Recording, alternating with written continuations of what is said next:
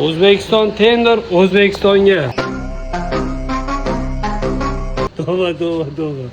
O'zi aslida mana bunaqa qilib balansovka qilinadi. Bu temir diska bo'ladi. Buni mana shunaqa qilib mana oldiga qo'yadi. Bu qaysi bir o'sha usta shunaqa narsani yopishtirib ichiga balansovka. Eng qizig'i bitta desam qolgan diskada ham bor ekanda bu. O'zbekistondagi ba'zi bir ustalar yangi ixtiro qilyapti. Temir diskaga saka diskani toshini yopishtirib berishyapti.